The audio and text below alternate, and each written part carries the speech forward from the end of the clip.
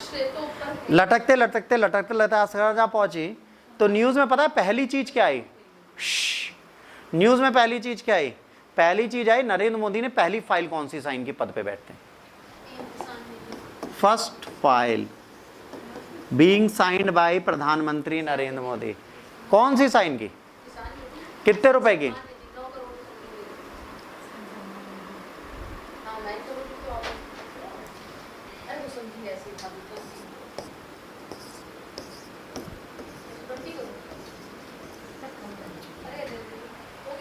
₹20,000 करोड़ रुपए इन्होंने सैंक्शन किया और उन्होंने कहा है कि मेरी सरकार को किसान हराएं, किसान को हराएं या जिताएं, किसान की सेवा के लिए भारतीय जनता पार्टी सदैव तत्पर।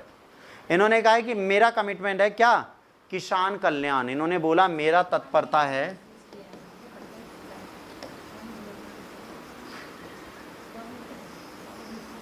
अच्छा। इसी किसान कल्याण के साथ एक बहुत अच्छी चीज आई, वो आई आरएसएस के मोहन भागवत साहब का स्टेटमेंट।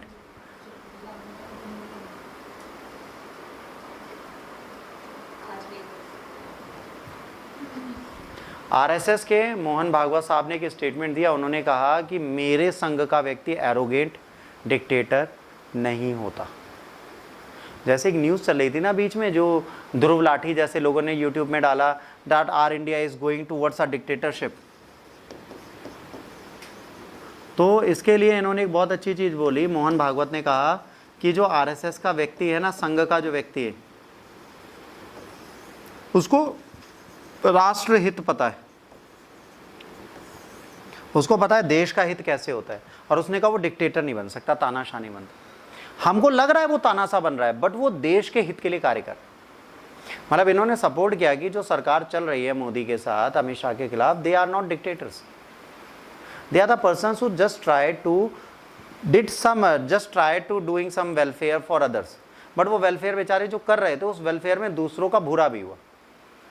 एक सिंपल सी चीज़ आप समझिए कि अगर आपको ये आवासीय कॉलोनी है, ये सब घर है, ठीक है, ये सब घर है, खूब सारे घर, इधर भी खूब सारे घर हैं। अब आपने कहा भाई इतनी चौड़ी रोड दे दो, इतनी अभी इतनी पतली रोड थी, अब इतनी चौड़ी रोड चाहिए, तो ये 5 घर तो जाएंगे ना यहाँ से। अब इन लोगों का इमोशनल अटैचमेंट होगा उन घरों से। मेरे मम्मी भी वहाँ थे, मेरे पापा भी, मेरे परबाबा भी, मेरे दादा भी, मेरी दादी भी, सब ये रहती थी। तो इमोशनल, जैसे कल हम लोगों ने एक आइलैंड पूरा हटाया ग्लोबल क्लाइमेट चेंज के चक्कर में, उसी तरह इनका डिटैचमेंट होगा। जब ये डिटैचमेंट होगा तो that will be the responsible person. कौन होगा इसमें? Government of India. अब जब सरकार रिस्पॉन्सिबल है तो इसका हम सरकार को उठाना पड़ेगा। विकास की एक प्रॉब्लम है, सरकार हारती, क्योंकि विकास कभी भी फ्री में नहीं होता। विकास में किसी ना किसी को तो मूल्य चुकाना है, कुछ आप चुकाओगे, कुछ सरकार चुकाएगी।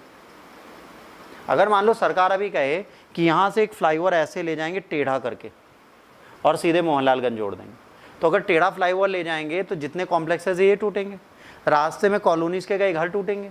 डेवलपमेंट प्रोग्राम एलडीए के घर भी तोड़ेगी सरकार, पर जब तोड़ेगी तो कंपनसेशन देगी। पर वो कंपनसेट जो करेगी उसके बाद डिस्प्लेसमेंट के बाद जहाँ जमीन देगी, हो सकता है वो मूल क्षेत्र से 15 किलोमीटर दूर दे दे, 25 किलोमीटर दूर दे दे। तो अगर 15 से 25 किलोमीटर दूर दे देगी तो इश्यूज क्या आएंगे?